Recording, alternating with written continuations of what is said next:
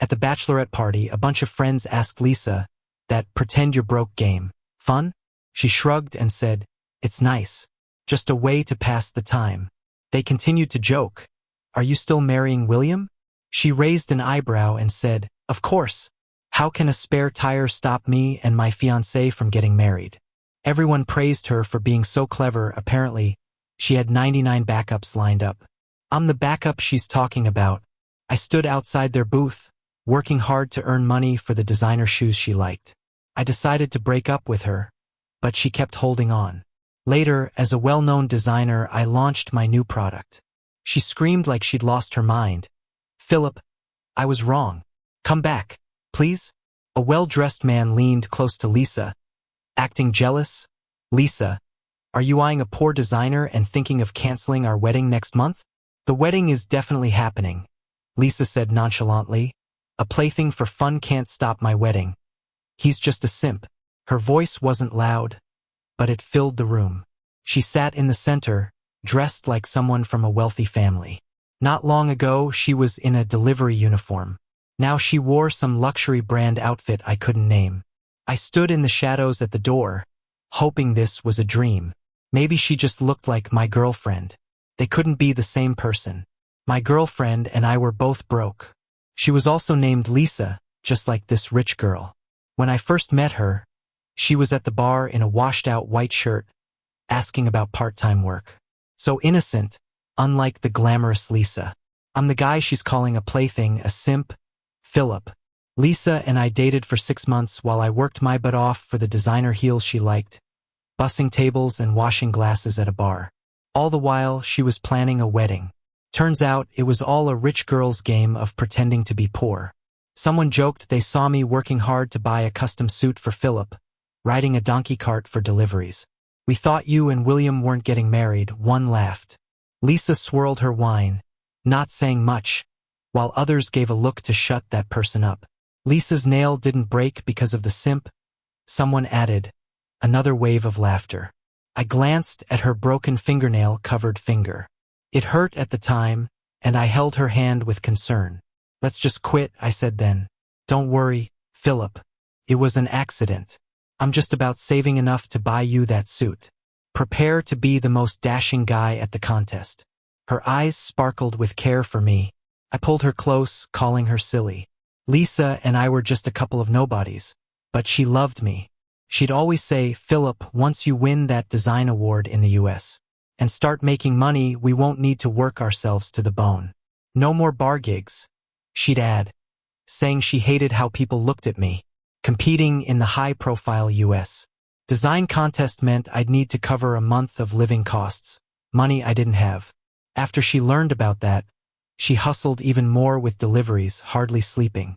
Money for all the contest supplies and maybe a milk for me. When she saw heels she liked while shopping, she'd just drag me away. I told her we'd saved enough and there was no need for the extra work. But she'd agree only to go out the next morning delivering again. She thought people would expect decency in clothes for a giant US audience, so she saved up for an expensive custom suit. I wished she wasn't naive. Judges would care about my designs, not my looks. When will we ever save for a home with how much she wants to spoil me? I complained lovingly. Felt sweet like honey no matter what I said. I wanted to buy her those heels and give her a home. I juggled multiple jobs secretly. My foolish girlfriend really loved me. At least before tonight, I believed that. A guy sitting by Lisa sneered and said I had smashed my dad's old watch, with Lisa egging me to do it more. A watch? My most valued possession left by my dad. A token of love from my mom. I was supposed to wear it. Now it's all in pieces. My chest felt tight, and my eyes flicked to Lisa sitting pretty. That piece of junk was just flea market fare. Lisa complained, if it makes my soon-to-be hubby happy, why not destroy it more?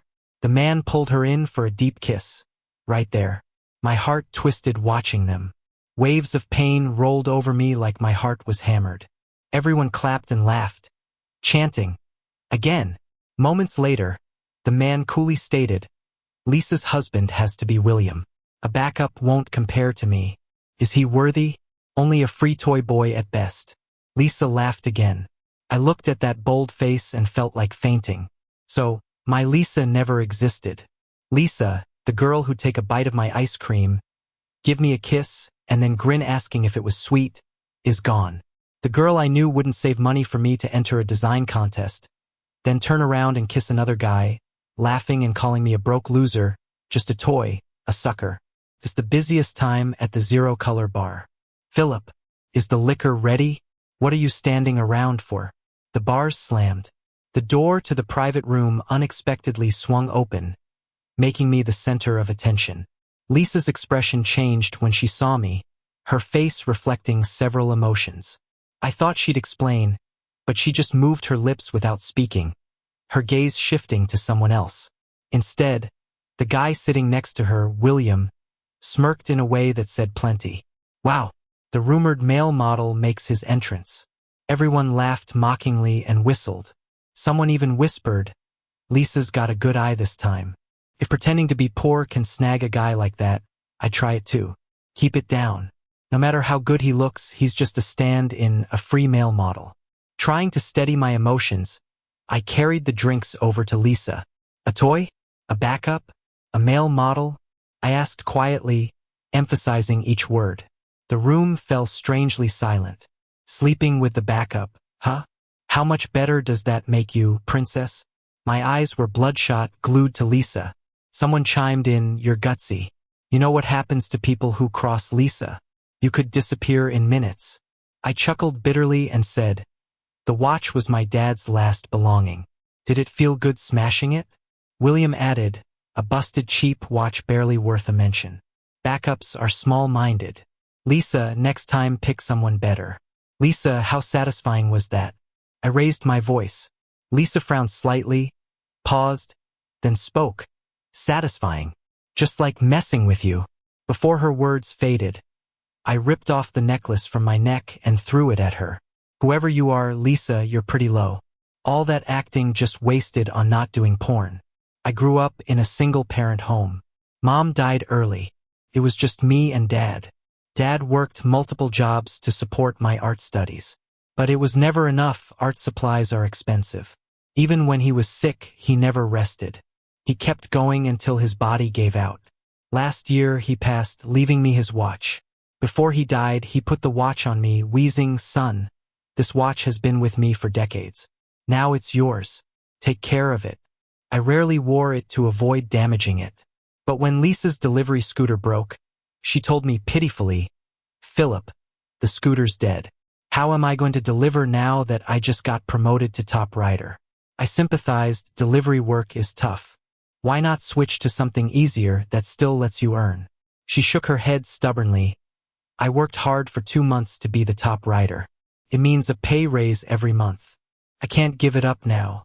However, a new scooter would cost thousands. After rent and contest expenses, we barely had any money left. When her supervisor's call made her panic, I gritted my teeth, sold the watch at a pawn shop, and bought her a new scooter. I promised myself I'd get the watch back with my first bar paycheck. But now I realize it's shattered to bits. My heart ached. I clenched my teeth and asked, Lisa, is pretending to be poor fun? Does having money make you superior? A few thousand is probably just a night's drinks for you, right? All that acting for what? Her eyes flickered, showing complicated emotions. But in the end, she said nothing. Why did I have to switch shifts today? If I hadn't, I'd still think Lisa loved me. It's not my fault I'm poor. I shouldn't be toyed with like some fool. Before leaving the room, I dumped the tray of drinks on her, watching as her fancy outfit got soaked. I felt a twisted joy, but my tear-filled eyes gave me away. Her eyes watched my pain, her mouth barely moving. Philip, The summer night was lively, but the apartment was deathly silent. Philip, there's still 1,000 left. You've got enough for the trip to the States. Lisa, you don't have to save for me. I can handle it. Don't kid yourself. How long will it take you alone? Pay me back 100 times over when you become a famous designer. Philip, grab me a cake from the corner shop tonight. I want tiramisu flavor. The aroma of tiramisu filled the dressing room, much like how I filled the room, discarded like trash. Yet the cake came from a place of love. My appearance was just a result of some twisted poor disguise game. Low music played in my ear while I sat alone at the bar, waiting for the boss to hold me accountable.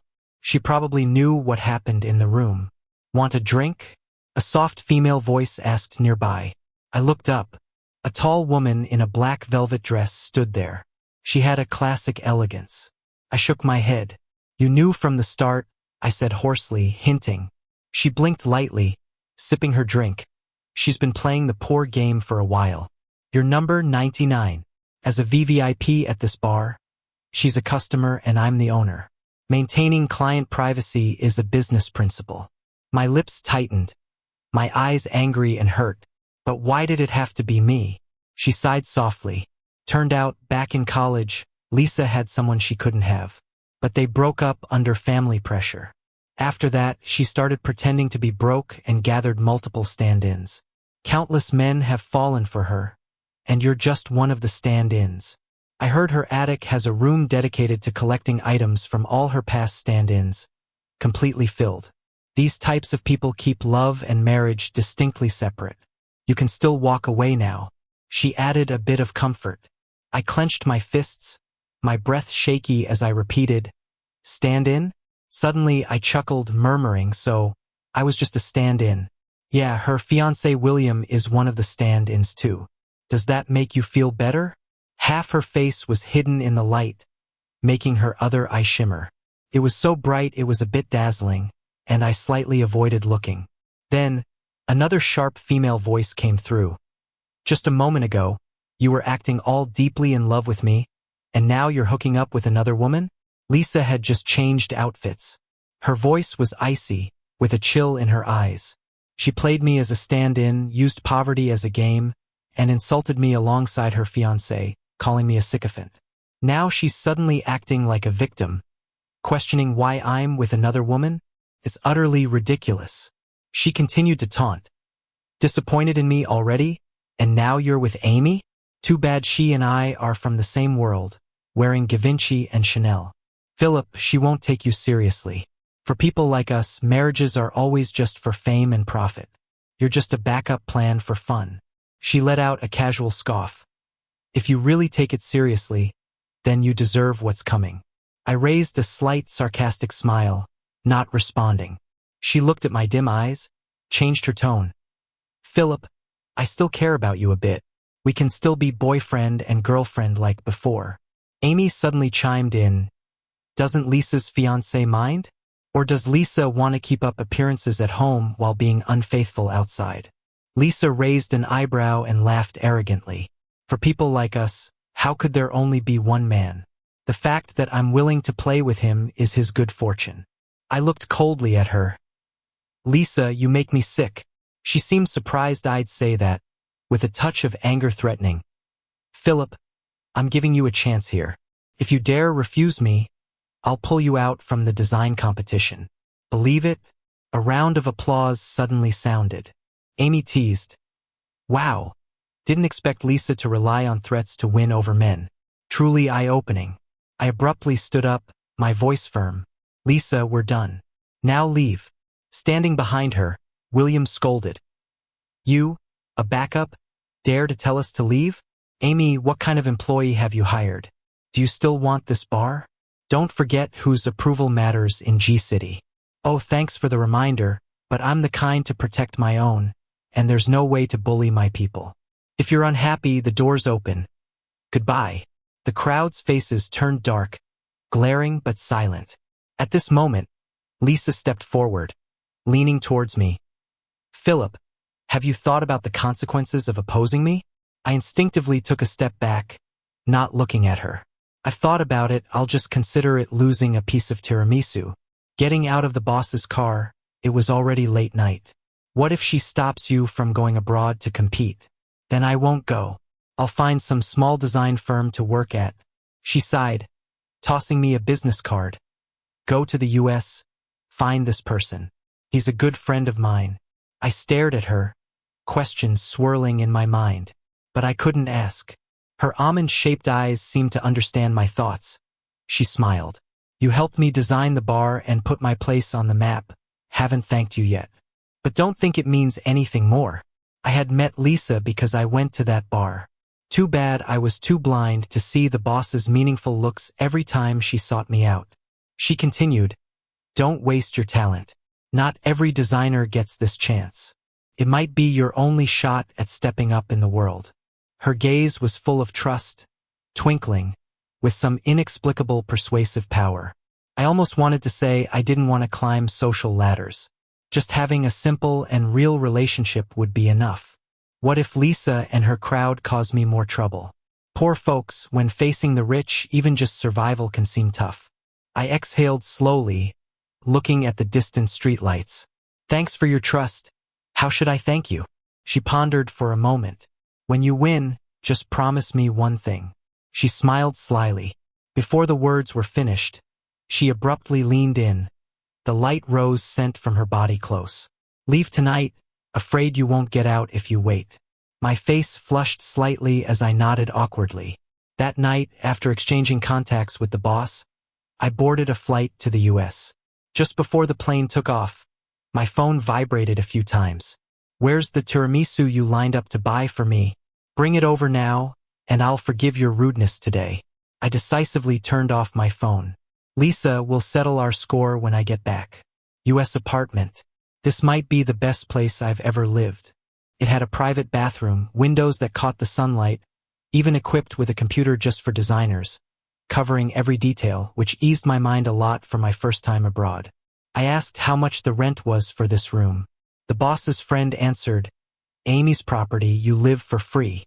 I could only accept this and fully devoted myself to preparing for the design competition.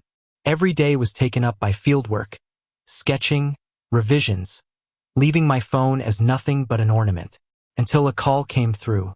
"Philip, thought going to the US could shake me off?" Lisa's raspy voice rang out. "Lisa, the game's over. I'm not anyone's stand-in, you need to wake up."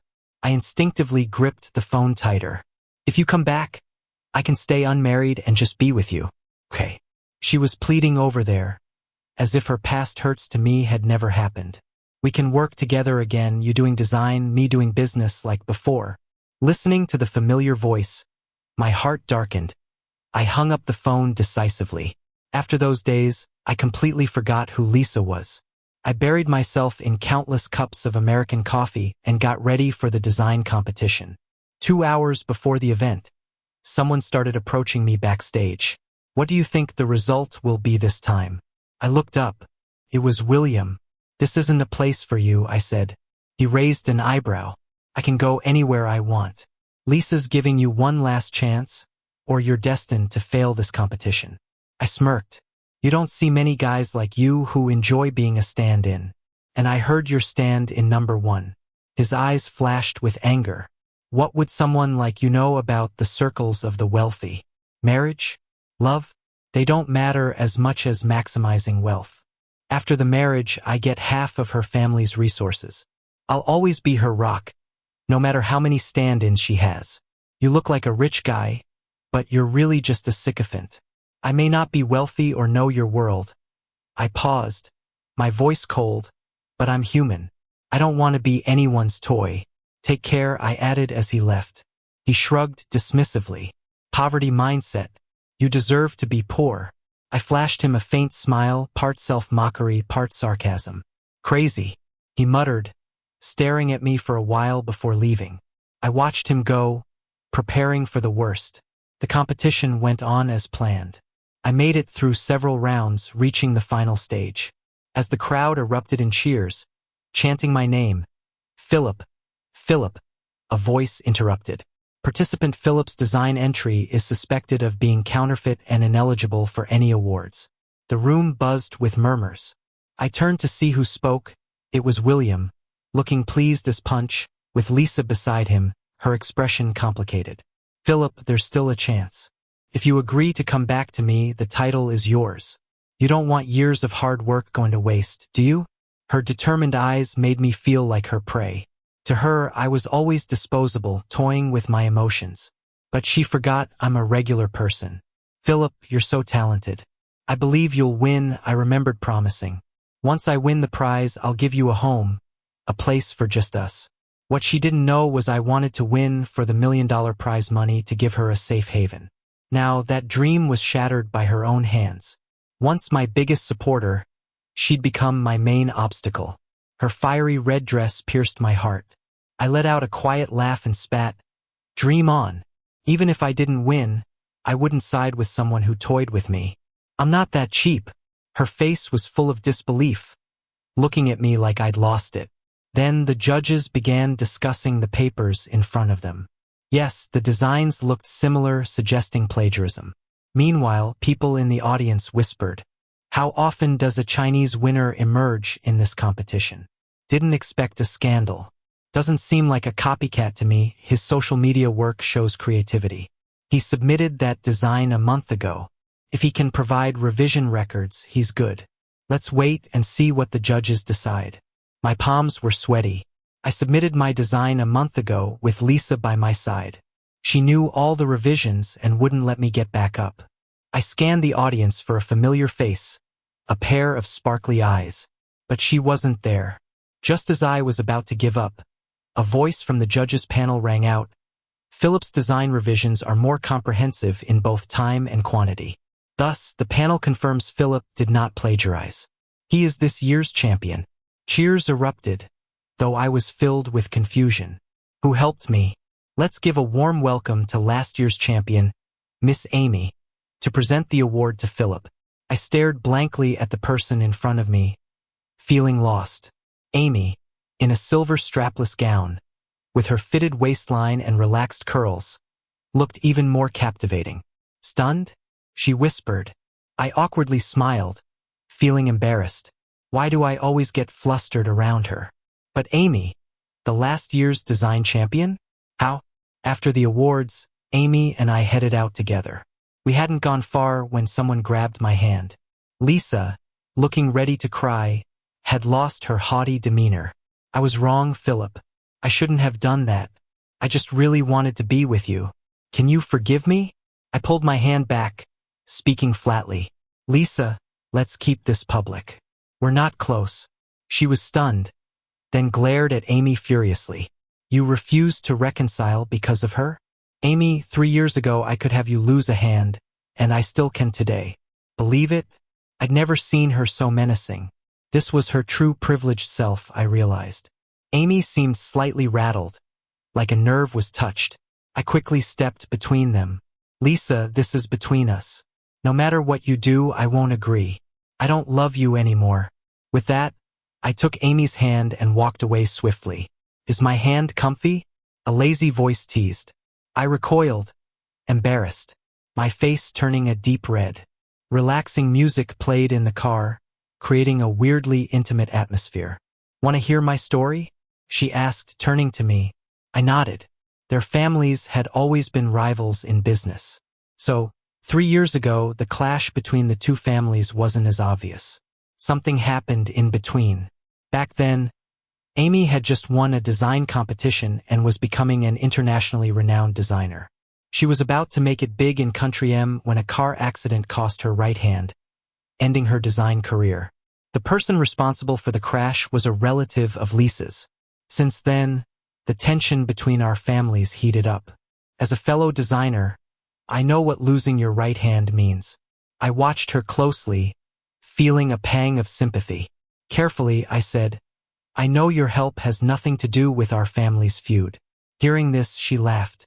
It wasn't the lazy, tired laugh, but a warm, relieving one that I couldn't face directly. "What's it about then?" she asked. That night, I bolted without saying thank you. I was too flustered. Lying in bed after washing up, my heart was still racing. "Just give me some time," I murmured. After sleeping for 2 days, I woke to find the internet world turned upside down. Domestically, the top trending topic was about an Asian winning the design contest for the first time. Then, it changed to the Asian champion is actually a rich person's lapdog. The post painted me as a model who seduced my way into high society, dragging Amy into it as well. Underneath were terrible comments, no doubt Lisa and William's doing. I expected they wouldn't let it go, but didn't think they'd be this sneaky, aiming to ruin my reputation. I was so angry, I laughed. Good thing I was ready for this. Sorry, it's my mess that dragged you into this. This time, I'll fight back myself, I said. Without you, there would still be issues between the families. Don't feel guilty. Her voice was a bit downcast over the phone. I accepted the invitation from the competition committee and decided to stay in Country M for a while. Feeling uneasy, I heard a pause on the other line. All right, good luck. I have some things to give you that might be useful. Hanging up, I couldn't quite figure out what I felt for her. So I'll leave everything to time. That evening, the online uproar about the lapdog champion took a new twist. Every detail of how Lisa and I met, got close, and then broke up was posted online, along with their threats during the competition. Thankfully, Amy had given me video clips from the booth and bar, detailed enough to nail them. Then, a committee member vouched for me, affirming my deserving win. Officially, I was offered a 2-year position. After this statement, everything became clear. Many netizens commented, "A guy with both looks and talent. I'm sold. No way I'll let trolls slander him. With that face, I don't need him to adore me. I'd go for him." The internet never lets things slide. Once the truth was out, the reputation of the Fu and Chi families plummeted overnight. Some even left messages on their websites. This elitist nonsense reeks and won't be tolerated. You look like relics of feudal times. Let's see how long you can hang on. Their businesses with hotels, travel, retail brands faced boycotts. Amy, as a competitor, secretly stirred things up and reaped the benefits. She called, "How did you pull it off?" With a chuckle, I said, "I promised the platform owner a villa design." She laughed softly, teasingly, "You still owe me a favor." At the M Country Design Expo, rumors said they'd reveal past winners' works and submissions. Yes, even Philip's design for the F Country Museum is shown. "It's a treat," whispered spectators. Meanwhile, I was stopped in the aisle. "Philip, won't you forgive me? It's been so long. Aren't you over it? I've been waiting, never marrying William. I truly love you. Believe me." Lisa's eyes flared with desperation. Seeing her face, I felt exhausted. "Lisa, you've only ever treated me like a toy you couldn't have. Your so-called love is just a cycle of blows and candy. I can't handle it. I'm still too poor for your wealthy status." "Forget about me," I said, stepping away. She suddenly stepped forward and handed me a watch. "This is your favorite watch. I've had it restored. We can surely get back together." I held it for a moment and finally said, "It's tough to find such a convincing replica, but a fake is still a fake. Mist is mist. Forget me." Ignoring Lisa's hysterics behind me, I quickened my pace toward that silhouetted figure waiting ahead. Amy's epilogue. Ever since I hurt my right hand, I stopped looking at any design drafts. Just one glance takes me back to the nightmare of that car accident. I thought my life would be like this forever until that tall, slender figure showed up. The dull decor was really bothering me. So many designers, so many ideas, but something was always missing. I sat at the bar, anxiously sipping on my drink. Since my hand got hurt, alcohol became a way to numb everything. "Hey, is the bar still accepting design entries?" A clear male voice rang out. I looked up and locked eyes with a pair of dazzling black eyes. They were straightforward and deep. He was different, with sharp and clean-cut features. I nodded.